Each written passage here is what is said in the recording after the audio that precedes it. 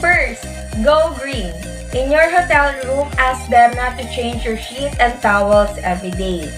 Turn off the air conditioner, heater, and electronic gadgets when you are leaving the room. Also, stay in hotels that have recycling programs in place and abide by them. When traveling, travel with reusable like reusable water bottles, travel mags, clothes for grocery, and containers for leftovers. All the while, avoiding single-use disposables. Number 2. Support local restaurant.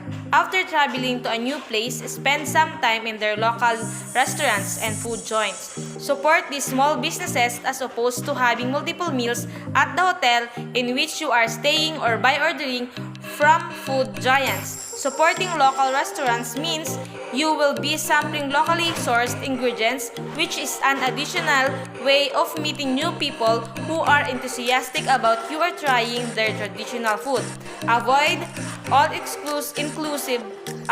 all-inclusive packages when making a booking, as it will force you to pay upfront for your accommodation, food, and activities, and will deny you the opportunity to sample local foods and tradition.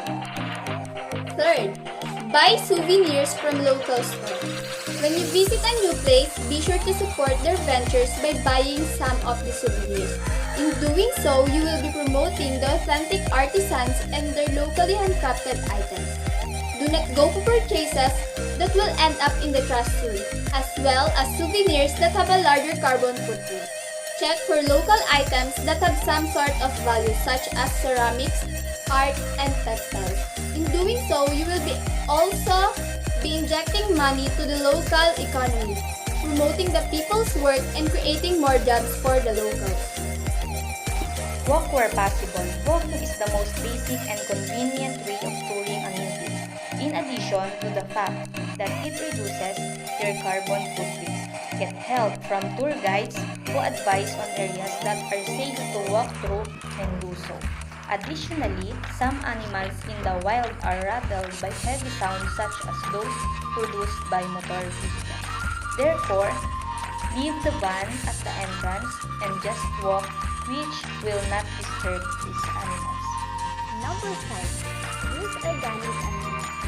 Organic products leave a lighter carbon footprint than by switching to organic. This will demonstrate a commitment to sustainability. Organic amendments can include products made of all natural ingredients and no harsh chemicals. For example, hotel toiletries containing food and fragrance can also be gained an organic source. Additionally, organizations can choose products that came in a recyclable packaging or biodegradable packaging. Incorporating sustainable strategies into how an organization operates not only makes a good impression and potential save money, it can also protect the natural and cultural attractions guests have came to see.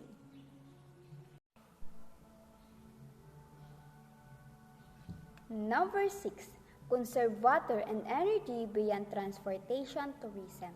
When you are on a vacation, do what you can do to conserve local water and energy resources. Turn off the lights, TV, and any other electronics when not in use. When leaving your hotel, turn off your aircon or set the thermostat a few degrees higher. Take a shower instead of a bath and keep it as short as possible. Hand wash your own clothes and hang up the Do Not Disturb sign to prevent unnecessary laundering. You can also reduce your environmental footprint by staying in a low-impact accommodations. This could either be a smaller, more basic accommodation or a high-end property that utilizes renewable energy and water energy efficient technologies.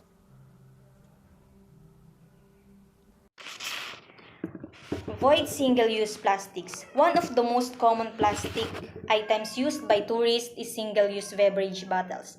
So luckily there's a simple solution. Bring your own reusable water bottle on your trip. If you're worried about the water quality in the destination you're visiting, bring a water bottle with a built-in purifier. Refillable toiletry bottles are another eco-friendly item to add to your packing list. Another easy way to reduce plastic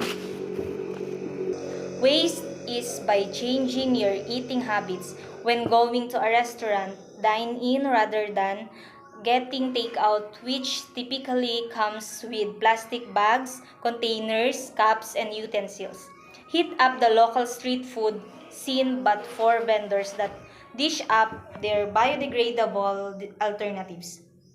Some travelers also choose to bring their own reusable container and utensils. In general, it's best to eat fresh, local foods or drinks instead of imported ones, which tend to use more packaging. Even something as simple asking the bartender to skip the straw can help trigger larger operational changes. 8. Spread awareness on sustainable and tourism and hospitality. As educated people who are fully aware of how our actions impact the environment and who understand sustainable and tourism and hospitality, it is our duty to educate others by spreading awareness on the same. We should lead by example as individuals, groups, organizations, companies, and even governments, driving up the awareness to more policymakers who can enable long-term change on a systematic level. Number 9. Respect the practices of local people. This goes without saying, but do not enforce your practices and beliefs to these locals. When people are praying in churches, mosques, temples, or other holy sites, be discreet. Additionally, wear decent clothing when visiting this place and abide by any established dress code. Do not use vulgar language when with the local. Maybe because they cannot understand your language and it is plain rude. Think before saying anything to them or doing anything before their presence as it might offend them. Despite how unoffensive it is to you, consult the tour guide if it's okay to do it or say it before doing so. Above all, leave the place better than you found it.